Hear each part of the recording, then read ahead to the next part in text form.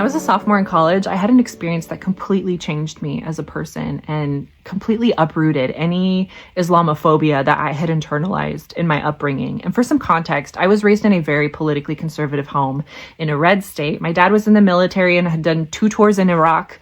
And in my house, Mark Levin, Rush Limbaugh, Bill O'Reilly, Glenn Beck, the works, right? Like constantly on at my house. So believe me when I say I have heard it all. I've heard it all. But fast forward, I went off to college and I was sitting in the chemistry building when I saw this woman wearing, I believe it's called a niqab. I'm sorry if I'm getting that wrong. But it's the head covering that just has the opening for the eyes. And it was the first time that I'd ever seen anyone wearing this. And my initial sort of gut reaction or knee-jerk reaction was fear and all of that propaganda coming to the surface. And our eyes met, and out of habit, I smiled at her. And although I couldn't see her face, I could tell by her eyes that she was smiling back at me. And that was it. In that moment, all of that fear dissipated. I felt so deeply connected to her. She felt like a sister. And every single time I saw her in the hallway after that, the rest of that semester, I always smiled at her. And she always smiled back. And fast forward, I ended up working later on in life. I ended up working for a physician who was Muslim. And I got to learn so much about Islam that I didn't even know about. He told me that Muslims actually reverence and respect Jesus Christ.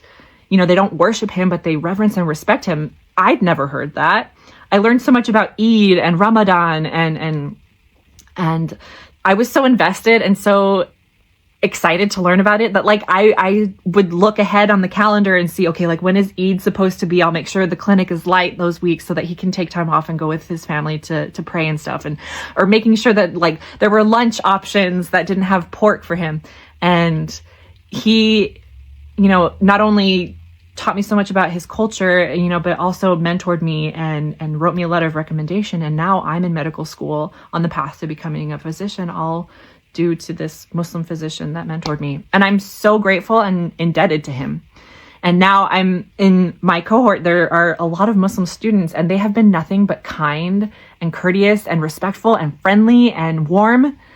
And so anytime I hear this, like, there's no place for Muslims in America, but of course, I'm not naive to ignore the fact that there are tensions between faiths around the world. And I wholeheartedly condemn any acts of violence from anyone towards anyone for any reason. Wholeheartedly condemn it. But I've only ever been shown kindness and compassion and inclusion and friendship from my brothers and sisters that are Muslim in America. And there is no amount of propaganda that you could push, no dollar amount that you could offer me that would get me to say that there isn't a place for them here, because there is. There is room for our Muslim brothers and sisters here in America.